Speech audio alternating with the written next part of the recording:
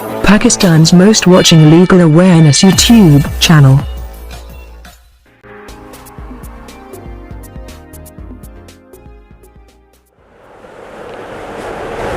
Hello friend and viewers, I hope all are fine. This is Mubashir Iqbal Chauhan, Advocate High Court and Legal Lecturer.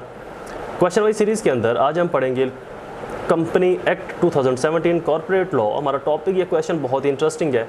हमारा topic है members of company. Company के जो member है वो कैसे बनते हैं, किसी भी कंपनी का मेंबर कैसे बना जा सकता है, रिमूवल इनकी कैसे हो सकती है, मेंबर्स के फंक्शंस क्या होंगे, कंपनी के बिज़नेस को ये रन करवाने में कितनी मदद फराहम करते हैं, इन तमाम चीज़ों को आज हम कंप्रीहेंसिवली डिस्कस करेंगे। लेक्चर स्टार्ट करने से पहले एज़ यूजुअल अगर आप मेरे YouTube channel law and communication skills के ऊपर नए हैं तो रेड बटन को क्लिक करके मेरे चैनल को सब्सक्राइब करना, साथ में ही बेल आइकन को प्रेस करके ऑल नोटिफिकेशन करना ना भूलें, ताकि ऐसे ही फर्दर तमाम इन्फॉर्मेटिव लेक्चर्स आपकी एक्सेस में रहें और उनके नोटिफिकेशन आपको बर वक्त और टाइमली मिलते रहे।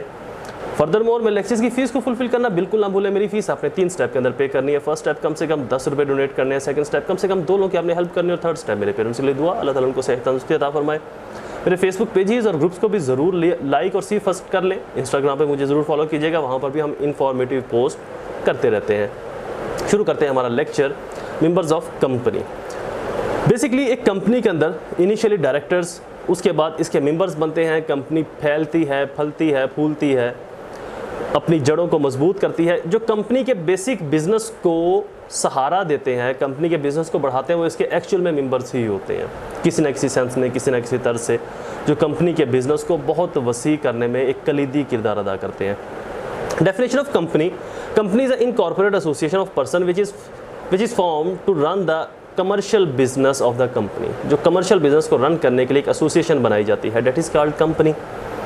Method of become a member of company: company का मेंबर बनने का मेथड क्या है? सबसे पहले बाई सब्सक्रिप्शन, मतलब कि एज ए सब्सक्राइबर आप किसी चीज़ को वेल करते हो, हासिल करते हो कि मैंने कंपनी के शेयर को ख़रीद लिया है, then you become to a member of the company.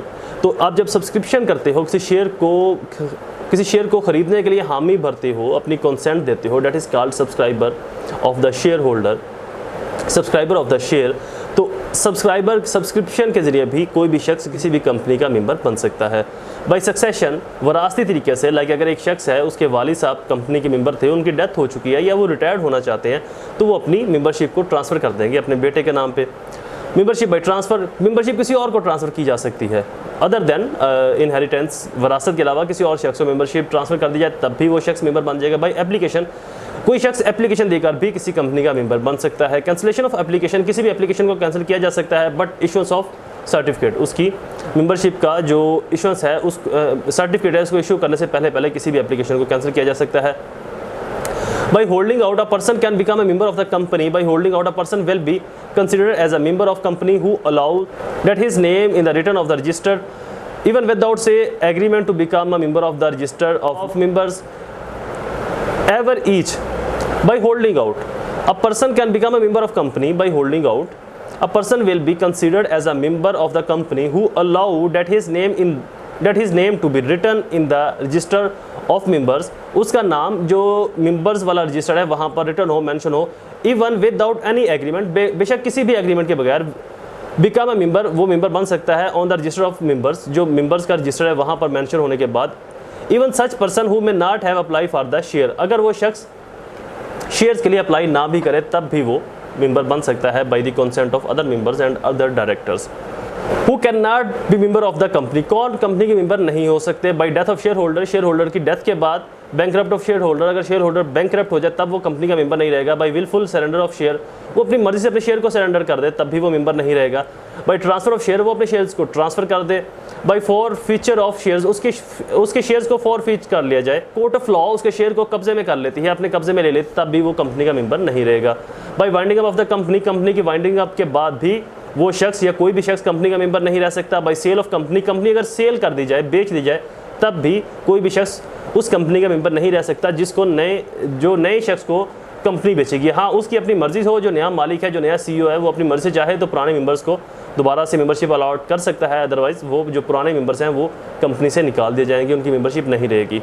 Withdraw of the contract, अगर कोई मेंबर विदड्रॉ कर ले अपने कॉन्ट्रैक्ट को तभी वो मेंबर नहीं रहेगा। नेक्स्ट हेडिंग है G preclude remarks, question is complete. I hope ये लेक्चर आपके लिए फायदेमंद साबित हुआ होगा। ऐसे इन्फॉर्मेटिव वीडियोस को सुनने के लिए हमारे चैनल को सब्सक्राइब करना, बेल आइकन को प्रेस करना बिल्कुल ना भूलें।